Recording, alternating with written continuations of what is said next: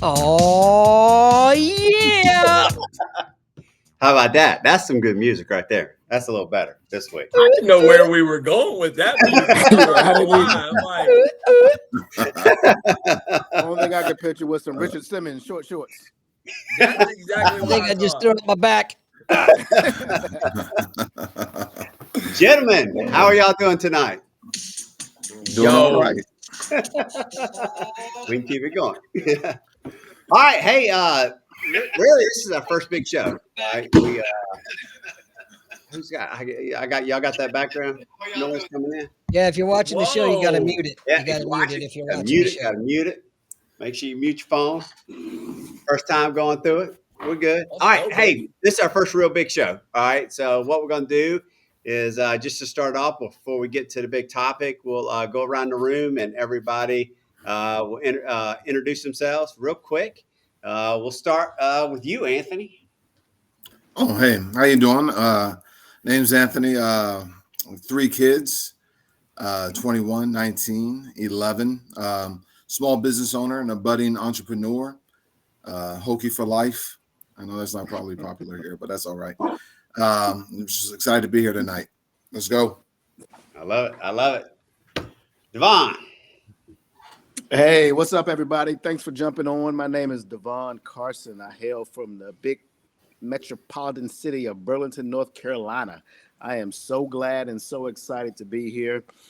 We are all united to talk about professional dads and what that means and how we can live life better together. And so, with that being said, we hope to learn from each and every one, and all comments are valued and appreciated. I have 3 kids.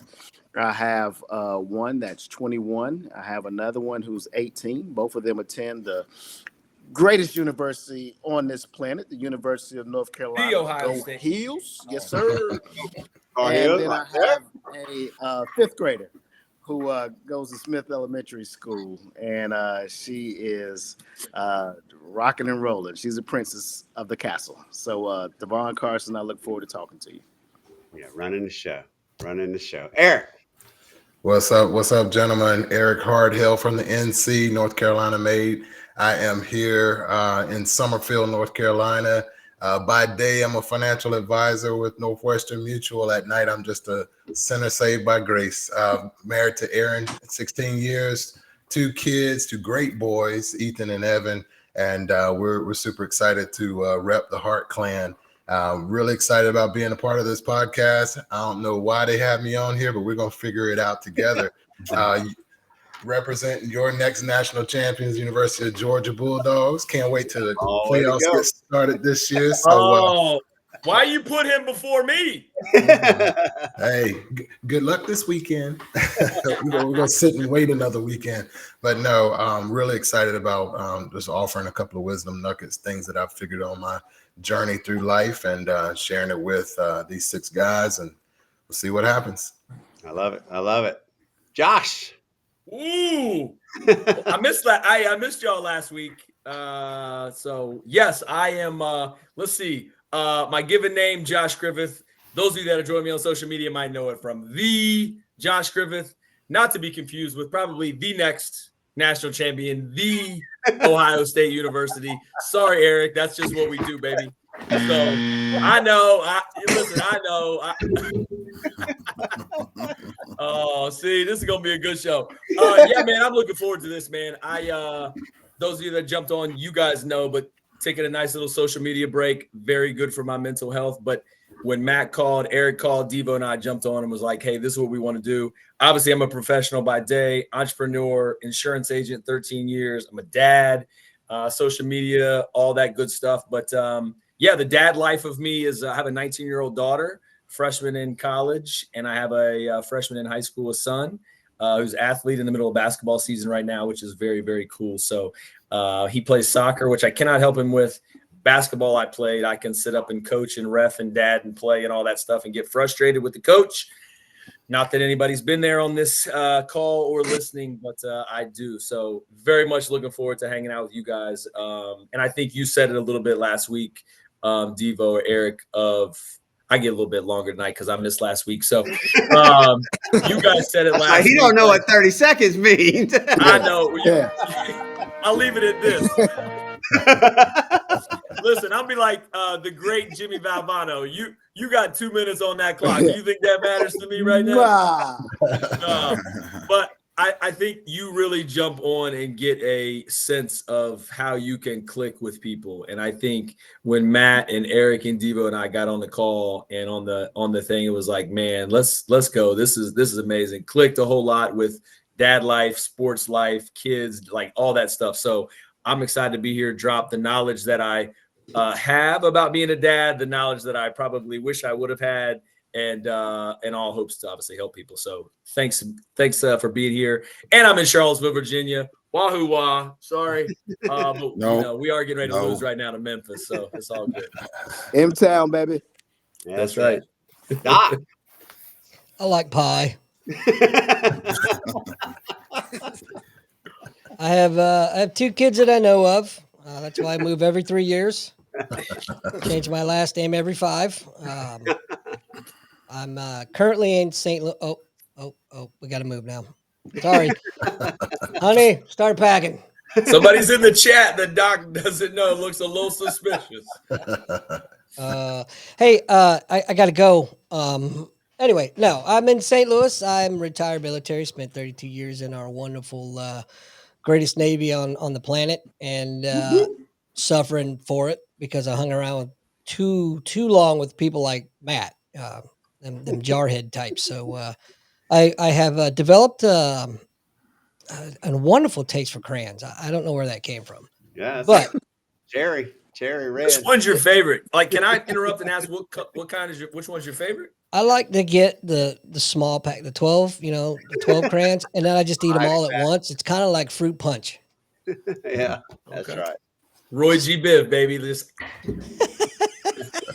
Anyway, this is going to be a great podcast. Not this episode. I mean, in general, this is going to be so much fun. Yeah. Looking so forward to it. Yeah, love it.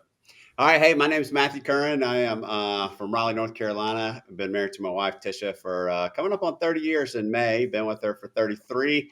Have 3 kids, 27-year-old son, Braden. He works for Milwaukee Tools. 24-year-old Megan will be 25 here next week on the 28th. So she's in medical school at Georgetown. Just finished her last exam today, which is good. 2nd year. And then I have my daughter, Lainey, who is a junior at the UNC Chapel Hill. Let's go, Devo. Let's go.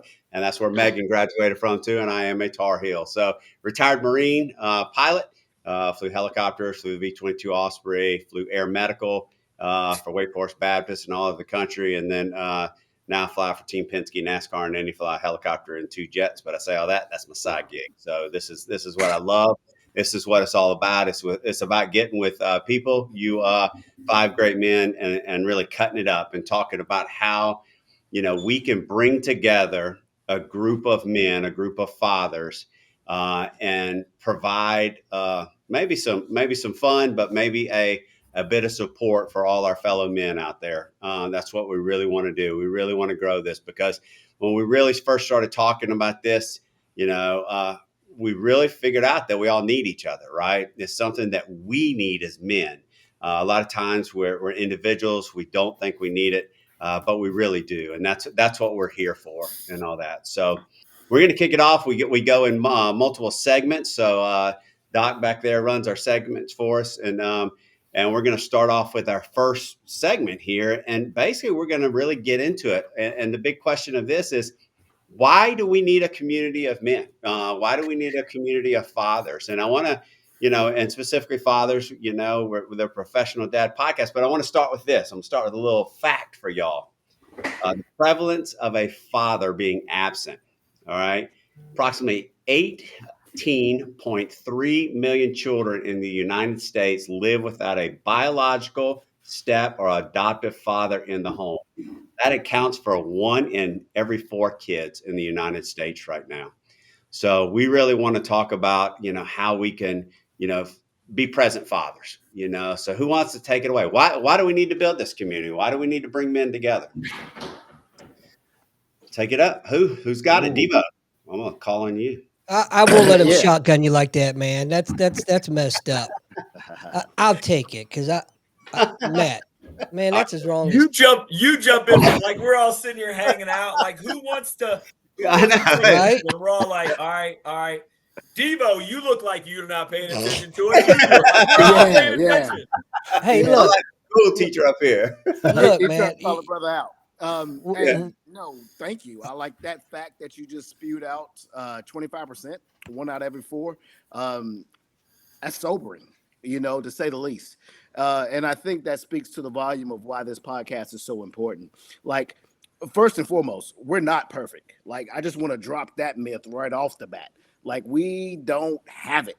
You know what I'm saying? But we get better when we form ourselves with a community. And I think that's the premise of this organization. That's the premise of this group. That's the premise of you setting aside an hour that you have each week to kind of come together to collaborate, just to bounce ideas off of one another. I think that is so essential. Dads are expected to do a whole lot. I think about it all the time. We're supposed to go out and kill the cow, and we're supposed to drag it back in and bring it to the table, cook it, over some hot coals, and then slice it up even. And so with that, and clean up. Yeah. Oh, we gotta do the dishes too. Yeah, we got to clean up too. That's overwhelming, folks, and that's where we are. Being a dad is just not easy. I got 3 kids. I've shared with you guys before. My middle child, who is just like me, like she give me the business all the time, and so we are. And what I was thinking about this too is because I've been having conversations with this one organization, and we're always on. We're on 24/7. We never get a break. We never get an opportunity to kind of sit back. It's kind of like when you go home with the child, like there's no manual. There's nobody the nurse not coming home with you. At least I hope she ain't. Everybody set up. Yeah. It's a different kind of hospital. Different show. Hey, not for nothing. I'm a nurse. I'll come home with you. Well, I'm glad I ain't having no more kids. If that's the offer that I got from you, Doc, I don't want you to come home with me. So I think don't it's even know what just to say so to that. important to surround yourself. And a part where I fell down is as far as me being a dad.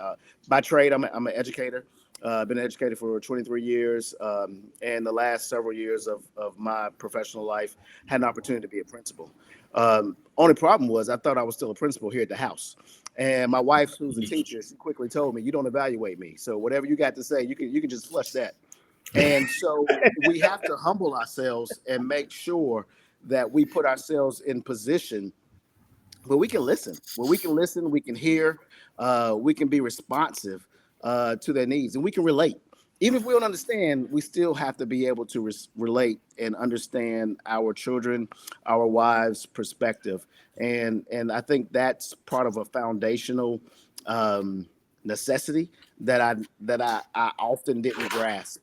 Hopefully, I do a little bit better job of it now, but that's still a feature that we are working on here at the Carson household. Next up.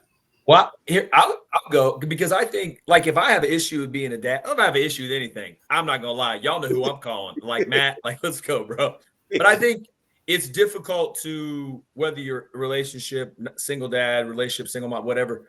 It's very difficult to call. You call a man a man that's gets you and you get him. Like I can call Matt and be like, dude, I failed today.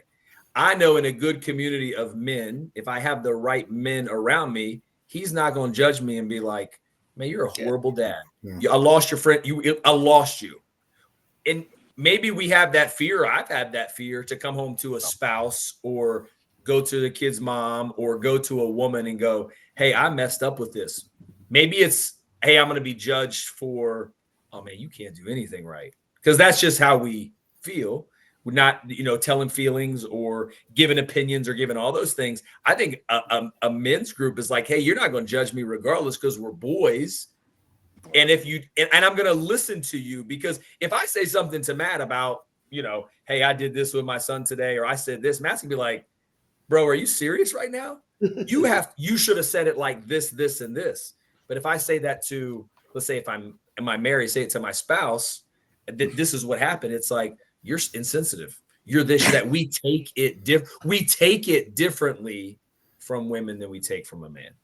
Mm-hmm. That's my perspective on that. So I could, I call Matt for everything, but if I'm calling about being a dad, I know I could probably call Doc. I know I could send something in our group chat and be like, fellas, what the heck did I just do? And whether I agree with it or not, I know where it's coming from. And I think that's the huge part of the support from men, is that we know where it's coming from. We're all on that struggle as a dad. We're all on that struggle as a man. And if I'm getting advice from you, emotional, non-emotional, whatever, I know where it's coming from, and you're looking out for the best of me. And we've been there before.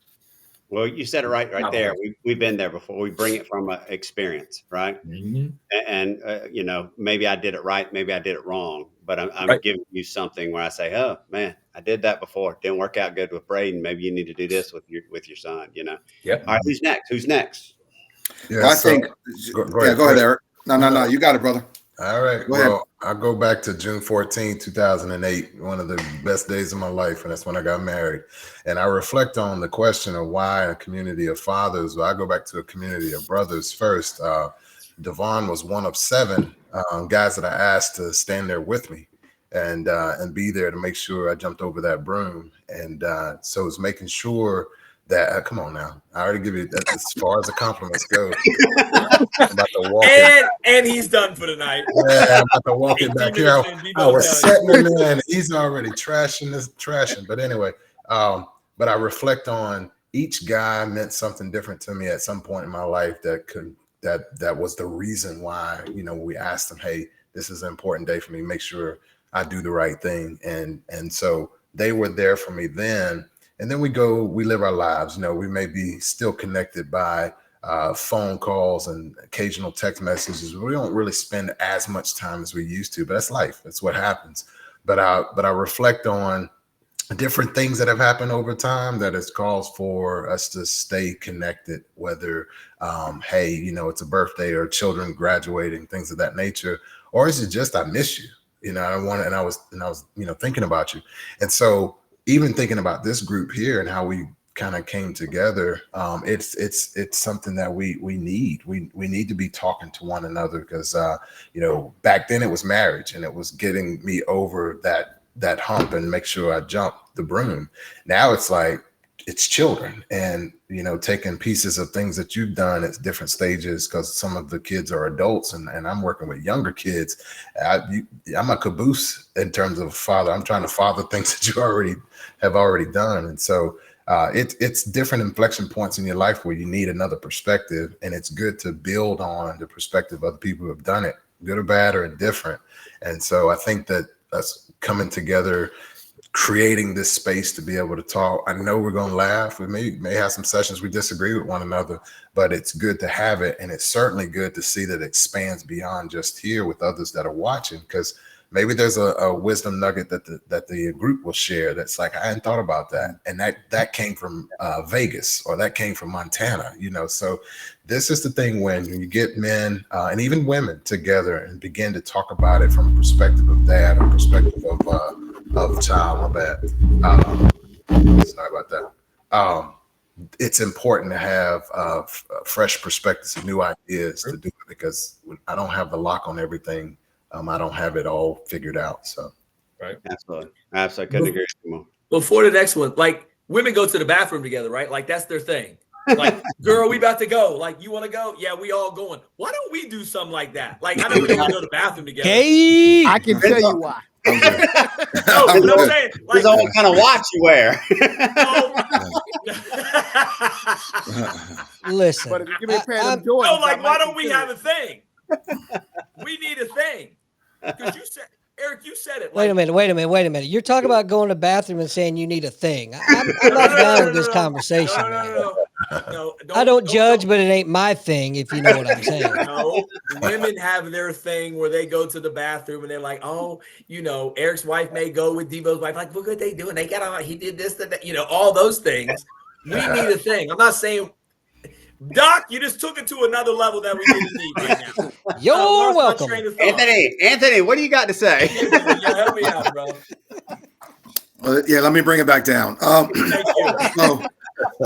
So picking back off of what Josh said, like one of the things that we struggle with is isolation and thinking we're the only one going through this issue, and that's just further from the truth, right? And but that's what we fall into, and so like having a community of men who say, man, like you said it, like I've walked through that and I made it through that. And so let's walk through that together is just super key. Because one of the biggest struggles, I think Devon said it before, is we struggle with shame of failure, shame of I messed up, can I get this back, and so on and so forth. But when you walk with men, it just hits differently. To Josh's point, it just does, and I think it's just so pivotal and key to reverse that trend of fatherlessness, right? And empowering men and young men to step into the lives of people, namely kids who need that sense of leadership and direction. Yeah, absolutely. If we can provide that for somebody out there, each and every show, just one person, we're hitting the mark, right? That's what really Correct. well. Yeah. Doc, what you got? Well, here's the deal, and Josh kind of stole some of the thunder earlier where I was going to go, but I talking going. about going to the bathroom, they have their thing, exactly what he was saying, and we as men, we're pretty bad at letting that ego get in the way. It's hard to put that wall down, and that's why it's so important you find that good group of individuals that they're not going to judge you. They'll calibrate you when you need it, Sure. and Huge difference in yeah, those two words. huge, but they don't judge. And lastly, what I'm hoping that we get across throughout this whole podcast is, it was mentioned earlier, I don't remember who said it, but we might not, I think Eric, you said it, we might not always disagree. And I'm actually, don't take this the wrong way, but I'm really looking forward to one of those sessions where we don't, because we have a golden opportunity to show the world that just because we don't disagree doesn't mean we still don't care about each other and that we don't have each other's backs. Yep. Yeah, I'm gonna give you a real life scenario that I always say this, but I'm gonna give you a real scenario when it happened, and I hope Eric doesn't mind that I use him as the example. But I always say that what we're doing here is we're convening, right? We're bringing people together, and so where's one of the place that men love to convene at the table, right? So we like to eat. Yeah, let's be honest. So me and Devo and Eric were at the Mellow Mushroom a couple of weeks ago. Simple conversation where my friend Eric, what I figured out is I'm all about a family memory, right? I'm all about a family memory, making memories for my family. And he was explaining, Diva same way, and you were talking about putting together a trip for your family. But you sat at the table, and it's like sitting around the table, and that's what this call is, right? That's what we're on here. It's like sitting around the table, at the Mellow Mushroom, and going, "Hey guys, if you were in this situation, how would you handle it?" And we're all going to come at it from our life experience. We're all going to come at it from the things that we do. And so you were talking about taking your family on a trip, and me and Devo jumped in and gave you our 2 cents on it, because we're both about making memories and all that, making memories for our family and all that. So that's pretty cool. And you took it on board, and we talked about it. And I think that's what we can do for each other. Yeah, we're talking about a thing of like a trip, and you'll probably talk about that trip at some point. It's pretty cool. Actually, Braden's at Disney today, my son. And actually, problem with that is they were doing business going around Epcot, and he said, "I'll send y'all pictures and check in with y'all through the day." We haven't heard from him since. He just, Dad, I got you. He ain't got you. He's enjoying the park. He's enjoying the park, So, but the point is we're here for each other. And we can sit there and say, hey, if you are in this situation, whether that be with your kids, whether that be about a trip, whether that be with, your marriage and your relationship, it doesn't matter. We need each other to lean on. And that's what hopefully we're going to create. I know we're going to create it, and it's going to go well outside of this 6. That's the key. We're going to bring other people on. Sometimes we're not going to be able to be here. We can bring other guests on. We're going to bring other experts on. The whole point is that we're going to create an environment, and we want everybody to join us. We want everybody to be a part of it. Those comments are great on the side because we can address them throughout the show. So always ask questions, make comments, and all that. But that's what I'm talking about. That's what this is, and that's why it's so important to really grow a community. Yeah.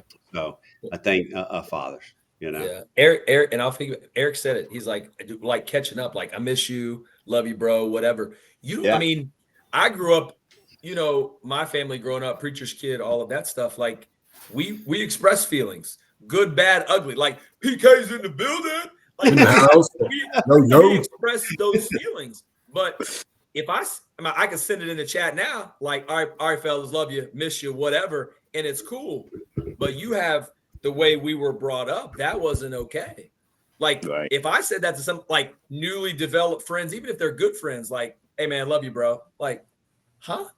Or hey man, miss you, just want to catch up. Like, what? Like, no, man, not like that. Like, not like that's but right. like that's the part of the community and the brotherhood or the accountability or whatever that we need is like, I'm not scared to be like, hey man, Eric, love you, bro. Like, I want Eric to know we ain't even met before. And that's not a new world for me, because in my social media world, it's like everybody knows you because they like something or whatever. So people that are watching are like, I know Josh, we friends on Facebook. I follow him on TikTok, whatever. No, we ain't friends. But when I meet you, like, I want Eric to be like, hey bro, like, hey man, thanks. Or hey, I meet him. It's like we've known each other forever. Yeah. That's the importance of men, because we take things, it's very literal for us. Like, Eric, I got you. When I say I got you, I got you. What's the saying? I think I did on a video one time. It's like, if I say I got your back, that means you don't need to turn around and see if I'm there. I always got your back. Like, I got it all the time. Don't ever question the fact that I'm not there. You don't even need to turn around because I'm there. That's what men need. And that's what I hope this becomes, obviously, for the 6 of us. But as Matt said, as it ripples out for Doc's friends and Matt's friends and my friends, everybody's friends all the way out, like, we can change some things, and we all on the same page to do that. So we might have to create the Georgia subgroup and the Ohio State subgroup, and y'all might. Yeah, because here's the thing, like, it's gonna happen, and I'm gonna be there when it does. I'm going. Yeah. All right. Hey, we're gonna roll into the way we do this segments, right? So I'm gonna go ahead and transition us to the next segment, if y'all don't mind. And did anybody read the notes I put out? No. We're men. Yeah, we're men, Matt. You got to recap. We're men.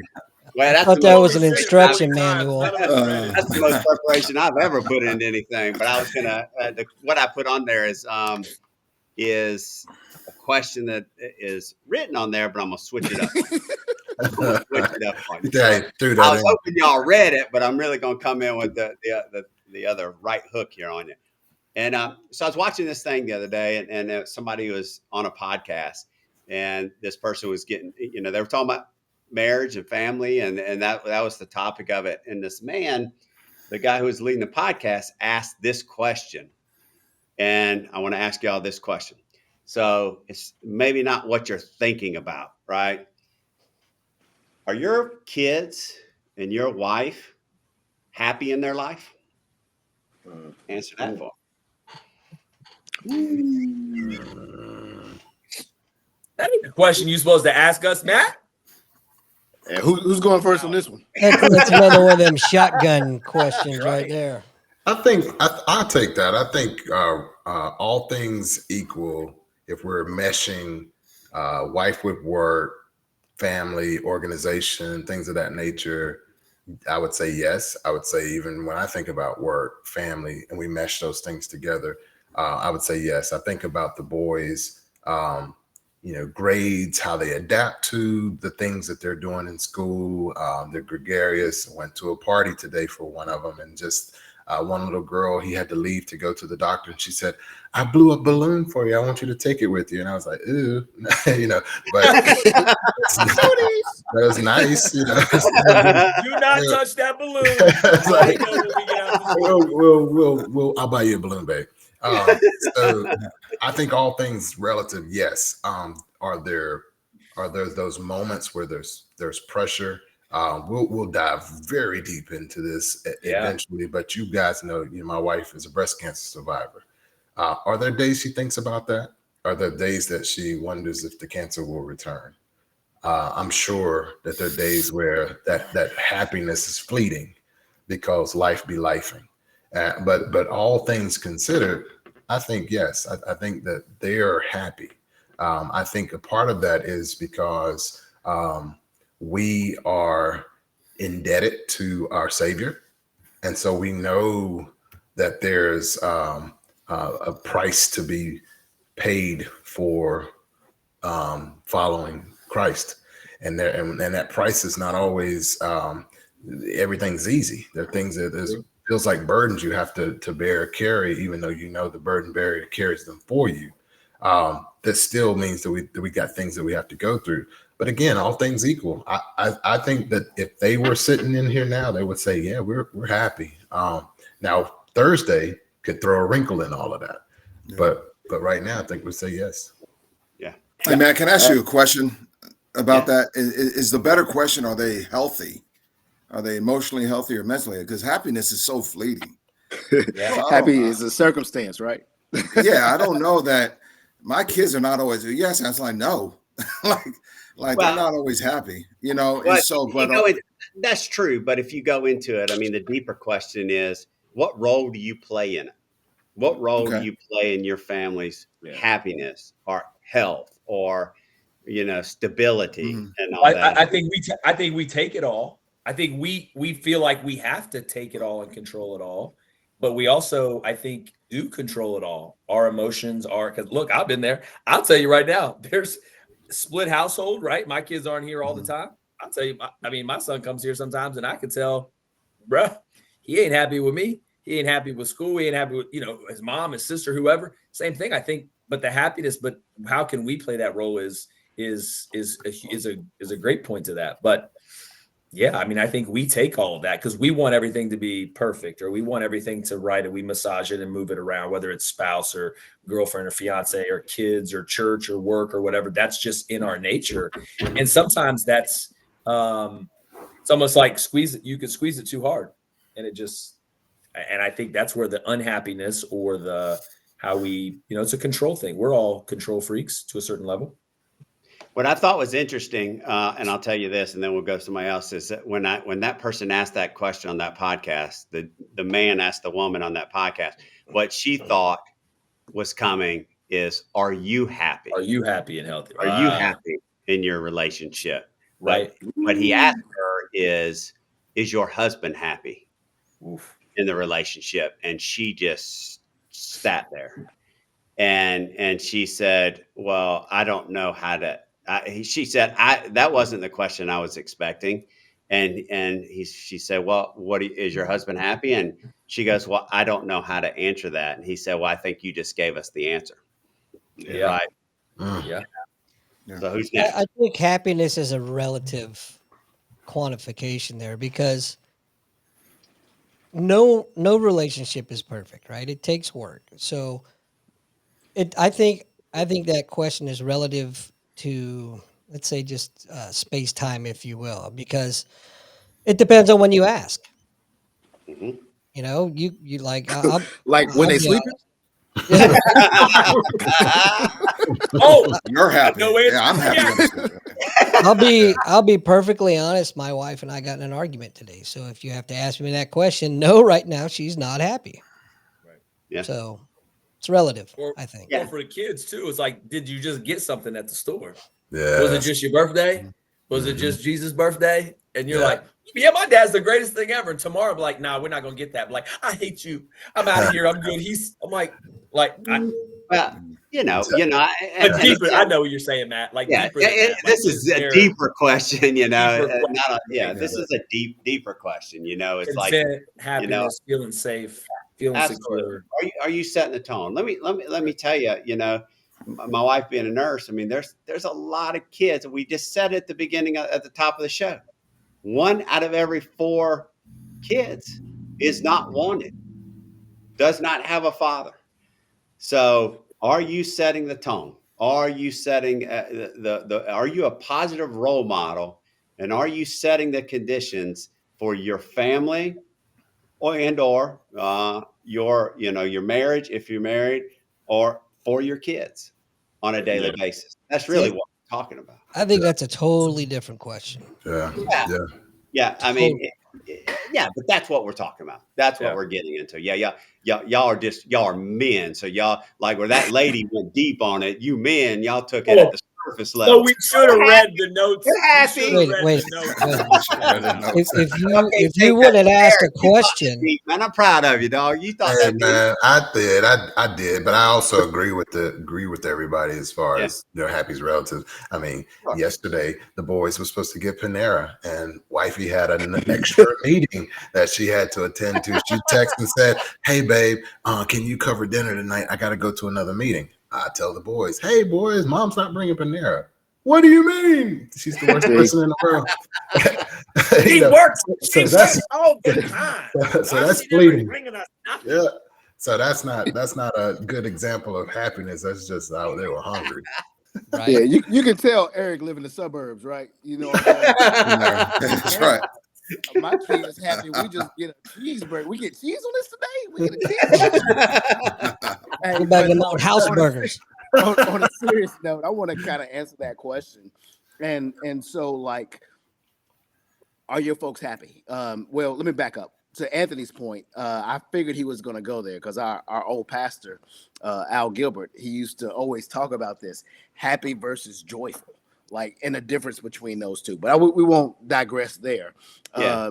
But for my situation, I would say no. Like, Eric is like the Black Walton, so it's a little different than him. He's like the closest thing we got to Bill Huxtable. These type of Dude, I was hoping you were gonna say the Cosby's, man. You can't No, use the you Cosby. can't. You can't use the Whoa, Cosby no more. Push back on that, man. No. Could have gone to like and it anything goes other back than to my- Mr. Huxtable.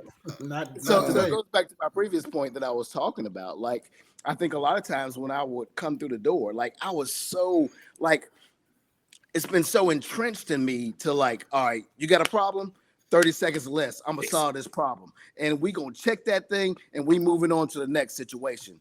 And for dads, it's so important that we slow ourselves down and that we ask questions. Like tonight, my child told me, she was like, "Hey dad, I'm moving to Morehead City this summer and gonna work at the country club." Well, you doing what? Like, where you gonna live at? Oh, I'm gonna live at this friend who's friends of another friend. Baby. Let's back all the way up. And like, that's No, where you I not. wanted to go, right?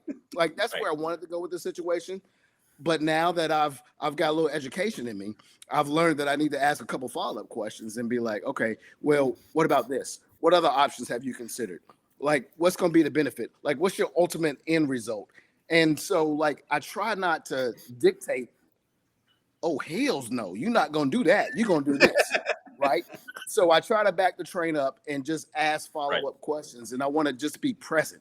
Because one thing that I do know now is, like, this chick is older than 18, so you can't decide which chick I'm talking about. But she's 18. She's over 18, so she can do what she want to do, right? Like, she's an adult, and so I'm trying to move our relationship from a dad to child to adult, and it's tough. And again, I think that's why we need a circle of men who we can speak to and like, hey, Devo, like, bruh, your approach was horrible. Your approach was horrible. You need to back up. You Devo, probably need to go back and apologize and rehash that whole scenario all over again. Yeah. Because what we have to do is we have to try to build a way that we can understand where our kids are in that particular moment. Like, if we want to be a professional dad, we have to ask more questions than we give answers. My wife would tell me all the time, again, like, I'm always 80-20, baby. Say again? 80-20. Oh, 80-20. Yeah. So I'm always, she's telling me, like, shut up. Like, don't solve it. Just listen. Just hear me. Just be present in the conversation. Right. And so it's taken me 18 years to learn that, but I think I'm finally getting it. So I'm reformed now. And so I think that's just a great place to be. Devo, let me ask you a question. And and this is for anyone else with daughters, do you think it's different with daughters than it would that conversation if it was a son, because I'm wanting to know what to expect 5-10 years from now. 100%. Billion%. So billion percent. Yeah. I didn't listen to my dad when I should have listened to my dad. So my daughter's older. She's 19. My son's 14. I have a younger sister. She's 6 years younger than me. I should have listened to my dad when my daughter was younger and my son was coming up. My dad said, you can say the same thing to her that you say to him. You just have to approach it differently. You have to word it differently. You have to do it differently. You can't. Women are sensitive. She's a little girl. I didn't do a good job of that at all. Like I just didn't. I'll give you that. And it's the same thing with my mom or with my sister. I can say something to my brother. I can say it to my sister. My sister's ready to throw something at me. My brother's like dapping me up, like that's what's up. It is different. There's a video one time I did. It was like the dad talking to the daughter and dad talking to the son. It was like, you going with who? Really? And then the dad was like, let's go. Like it's just different. And I honestly, like, real talk, like I wish I would have listened to my dad and realized that the punishment or the talks or the sensitivity or the voice, I wish I had listened to that a long time ago, because things would be totally different. I would totally agree with that. Totally agree with that. Yeah. I know the 18-year-old Devon, you know what I'm saying, in the Navy, getting ready, but on college, was all conference wrestler in high school. Like all that. Like it's totally different. If I do say so myself, I'm just going to go ahead and address the elephant in the room. I mean, we're hitting all around it. We're like bracket and mortar fire, you know? So I'm just going to go for a fire for effect mission here. The elephant in the room is that we are just different than women. And so there's a conversation gap there.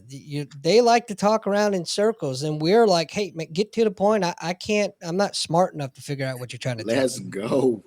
So I there's always tell my mom, I'm like, land the plane. Mom, land the plane. Like, yeah, it's she's very like, just let me tell the story. And her husband's over in the background, like, I'm like, just stop talking around it. Like, and you said it earlier too, like, it's almost like a checkbox. Like, I need to solve it in 30 seconds. I've heard it from people in my life, women in my life over the last or whatever. Like, bro, just shut up. Yeah, just shut up. Yeah. Thanks, Josh. You made me completely lose my train of thought there. Sorry. Appreciate it. Now I'm gonna have to wake up at 2 a.m, and text every one of you because I got to get that thought out when I finally remember it. I got that DND on my phone, Andy, so you can send it, but it'll be in the morning before you get a response. Well, that's okay. Mine's going on silent now. I'm a patient man. Yeah, but you're right. Yeah, communication is key. Doc. Communication is key, and listening, learning how to listen. Again. There it is. That's why it's important for us to have a men's group. Shush. We got to have our men's group. That's why, because the communication, we understand each other. We're going to tell each other in a way that we understand, and we don't have to guess about it. In other words, hey, you're being stupid. Don't ever say that again. Oh, okay, thanks.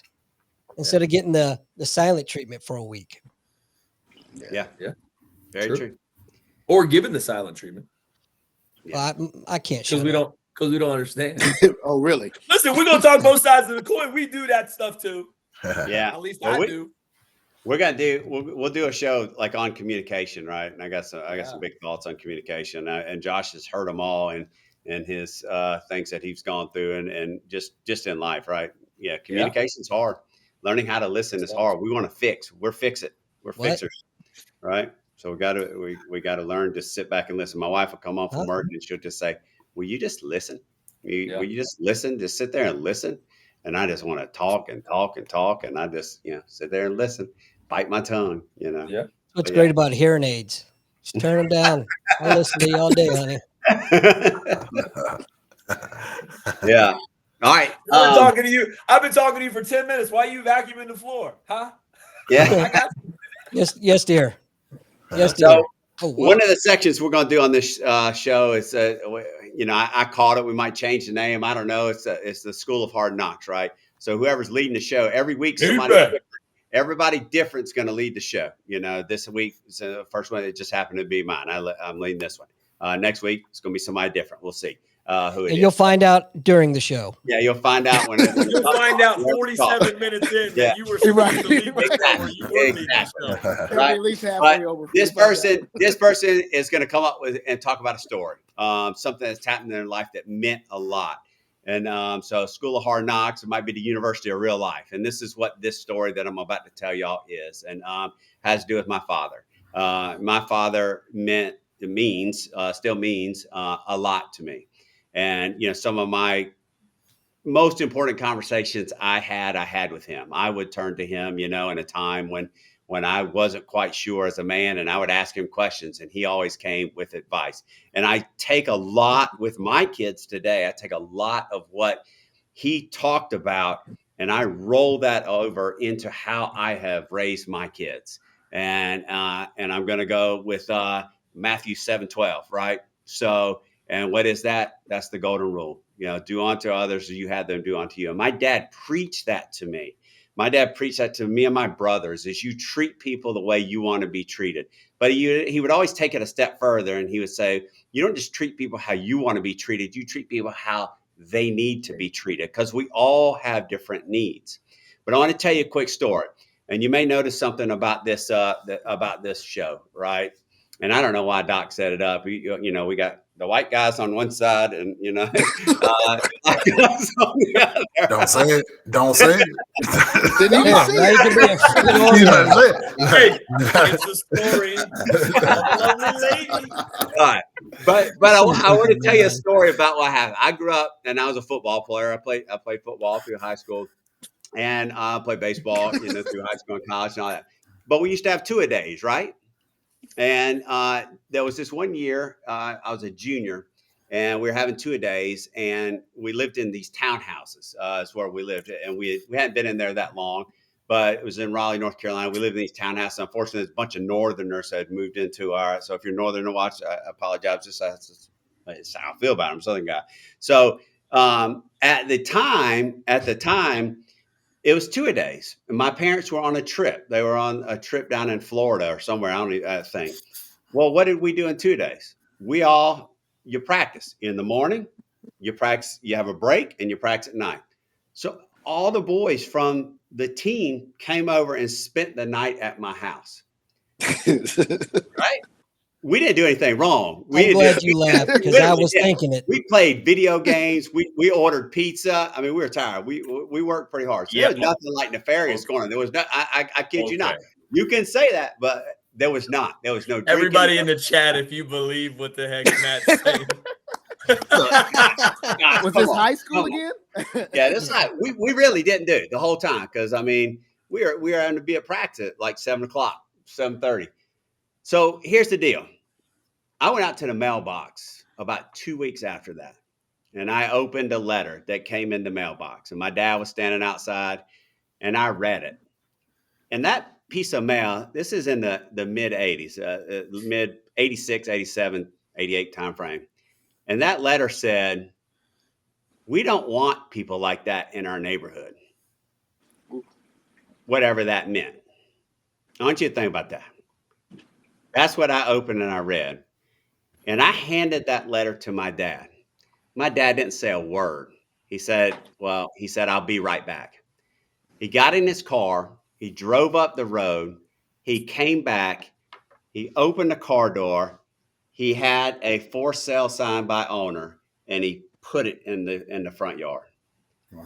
And he looked at me and he said, we are all children of God, and we will not live in a neighborhood where everybody is not respected and welcome. And that house sold in 1 hour, and we were out of there. And that's how I was raised. And I know that Devo and I know Doc will mention this, and then everybody else who plays sports. There's no such thing as color when you're in the military. Nope. There's no such thing as color when you're in sports. There shouldn't be. And that's how I was raised. And I bring that up because that is my true belief That is why this show is so beautiful, because on this show, we're all men. On this show, we're all brothers. And that's how I was raised. And that's my dad. That lesson sticks with me so much because, I mean, he came back and said, nope, we're out. We're selling this house. And that's what we did. Sold the house. 1 hour. That thing was, somebody pulled up 10 minutes after he put that sign. It says, your house for sale? He said, yep. House wasn't clean or nothing. He walked somebody in there, showed them the house. Within an hour, they made the offer. We were gone.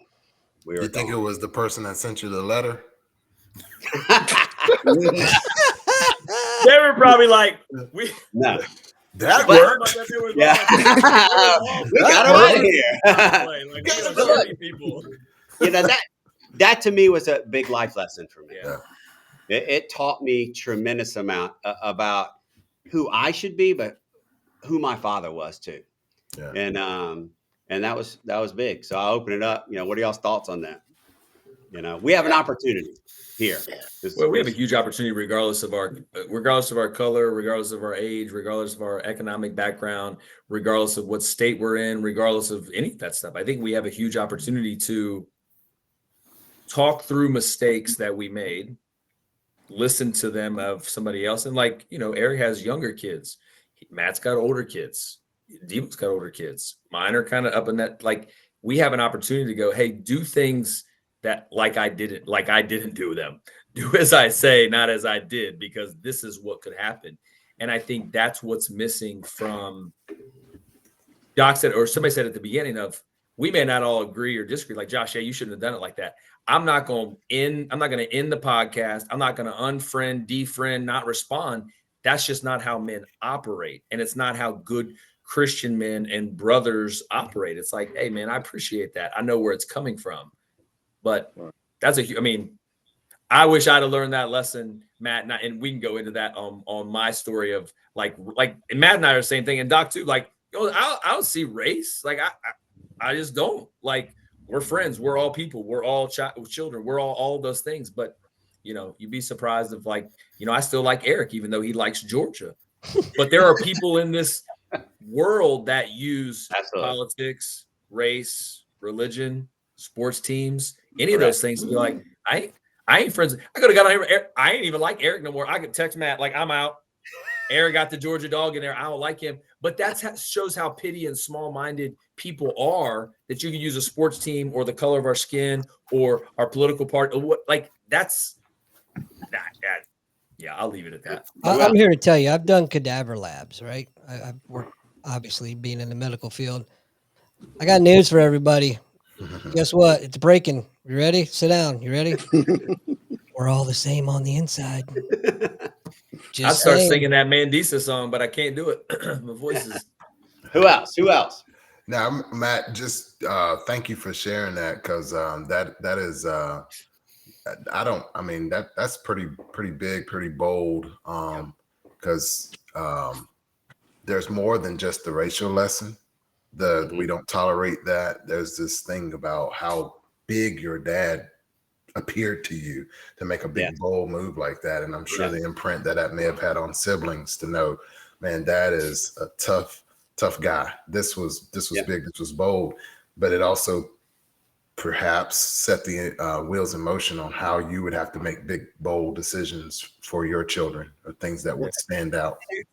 Eric, you're right. That's the purpose. And I want everybody to go forward. And when you come with a story, come with a story, because this story, I'm 52 now, right? I'm old as hell. Yeah. I'm not as old as you, Big Daddy. Shut up. But the point is that's one of my most impactful stories from my dad, you know, because we all gonna have to come correct after that one, y'all. Y'all know that. That's right. Like, we're gonna have to dig deep for stories like that. Thanks, Matt. Right. Could somebody else have gone first? Yeah.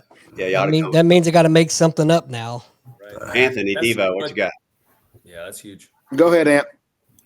Well, I was just going to say is like the title of the podcast is The Professional Dad, because we're working on our craft, right? The whole goal here is to improve our community, our families and everything. So, and that does not happen without the dad in the home, right? So, you know, and Matt, your story is just a great picture of the impact that if it's not a dad, just a man can have in someone's life. And coaches are great for that, right? Yep. And so man, I appreciate the story. Yeah. And it certainly is impactful to hear that from you. I appreciate it. Yeah. So my take is I'm gonna push back on that a little bit and disagree. I'm married to a white lady, so every day I wake up, I see color or colorless or colorful, whatever the case may be. And so that's just my story and my take. But no, I think that's so deep, Matt. Like I'm sitting here thinking about that, and I shared a meme or a reel, I think with Anthony, maybe Eric, I'm not sure, but I know I definitely shared it with Anthony, and it was you know which one I'm talking about? It was I want to say Samuel Jackson, but it wasn't Samuel. Denzel Washington, where he's like, here's 7 questions you need to ask your dad, or you need to ask That's it. your Yep. parent. And so, like, I think about that story that Matt just shared, and I think about me, and I kind of like take it as a challenge. Like, what have I done that's going to leave such an impression on my children where they're still telling that story 40 years later? 4 decades later, they're still telling that story. And so I don't know if I've done anything so substantial as of this episode. Maybe next episode I'll jump in there, right? But to think about this, and the older I get, I think about every day we have the ability. Every day we have the ability to make someone's day or crush someone's day. And it's totally up to us which side of the coin we decide to take. Every day I have the opportunity to speak life into my kids. Do I want to come home and be the principal, or do I want to ask questions where I can follow up and show them that I care? That I care, that I want to be invested, that I want the best for them. Granted, I'm probably always going to share my opinion just because that's just who I am. But the way you couch it is imperative. The way that you unpack that, the way that you deliver your delivery. Oh my gosh. It's all delivery. If I could give $1 for each time my wife has told me your delivery is piss poor, I'll be a rich man. But I think that's the key. That is the absolute key. And I challenge you. I challenge all 6 of you, or all 5 of you, excuse me. Well, 6, including myself, and then anyone else who may be listening to this. What message, what story are you intentionally leaving for your kids? When I think about like selling my house, my house, like it ain't a boat, it ain't a motorcycle that I'm gonna put on Craigslist. It's a house. It's your home, and then to be willing to pack all that up and vacate because something doesn't align with your values. Woo! Yeah, that's right. When you break that down and really feel the value of that and see exactly what that means, that just gives me chills as a dad and know that I really have to step up my game. And I really have to be more intentional about what I do, what I say, how I live my life, how I walk my life with my kids and with my wife. Well, I'll tell you what it means to me as we wrap up, is that what I always, from that story and from, Matthew 7:12, I always tell my kids, you always have the opportunity to be the bigger person. You never know what somebody is going through. And especially as a parent in this current time, these kids are mean. These kids are not nice to each other. And you have the chance to always take the high road, to always, you can go down and you can get low and you can engage with some of the stuff that everybody's doing and you can fight back. And there is a time to fight back. That there is true. There is a time to fight back. But you can always take the high road and make somebody feel better about themselves, and you can elevate them and who they think they are. And I tell my kids, I'm like, you need to treat people the way that they want to be treated. And if they do something, if it would hurt your feelings, you have no right to ever do it to anybody. Because if it would hurt your feelings, who are you to do something to somebody that's going to hurt their feelings? And if it's making you feel bad, it's going to make them feel bad. So you have no right to complain if somebody hurts your feelings, but you do something that would hurt their feelings. And so that came from that story to me. My dad really taught me a lot. And that wasn't the only time he talked about, that verse. And he really preached it to us. But that's what it's all about. We treat people the way we want to be treated. But even bigger, we treat people that they want to be treated. And if you got to surround yourself with people, like-minded people who have the same values as you. And if they don't have the same values as you, if they're putting people down and treating people bad, that's not your people. Go find your people. We have an opportunity, gentlemen, to build that community right here. And that's what we're going to do. That's what we're going to do. And we're going to build a community where everybody's welcome, because we're going to lift each other up. So what you're saying is we're going to build a community. It's going to be amazing. Maybe, possibly even the best community ever. It's going to be huge. Low down. It's going to be huge. Huge. Low down. We've got 3 blacks on the call. We're starting well. I thought we signed an agreement to leave politics out of this. Yeah. I'm just talking about comedians. That dude's hilarious. Yeah. All right, here we go. We're going to wrap it up. What we have, we'll be back. I think it's January the 8th. Okay, so we're going to come back January the 8th. Everybody have a Merry Christmas. Yeah. When we come Merry back, Christmas, it won't everybody. just be about this show. We will have a community built inside of Convene that is the professional dad podcast group. It's going to be a community in there. We're going to start inviting people to come in there. We'll all be contributing. If you want to be part of the show, let us know. We love it. This is great. I'm so glad, like Josh said, that, we came together with this group of men and others that'll come and be a part of it. Yeah. It's exciting. So I appreciate each and every one of you, And we're going to challenge our other brothers to a basketball game, too, after the first of the year. Yeah. Let's go. That's it. I'll be the water boy. Yeah. Hey, yeah. My biggest issue is going to be is choosing which pair of shoes I'm wearing. That's yeah.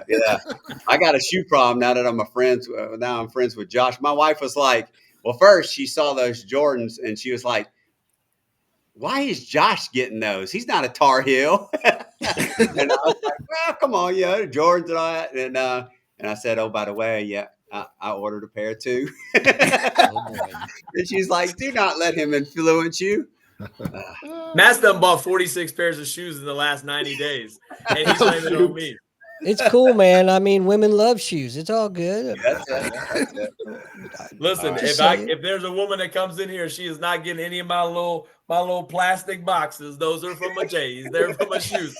But don't even bring your stuff over here. My kids don't get them. You don't get them. Jesus don't get them. Nobody gets those boxes. That's from my shoes. Oh boy. That's it. We could have went so many places with that. Right? I know. I stopped, Eric. I stopped on that one. Well, on that note, I watched the eyes. All right, gentlemen. That's it. Appreciate y'all. Love you all. Can't wait till we do it again. That was fun.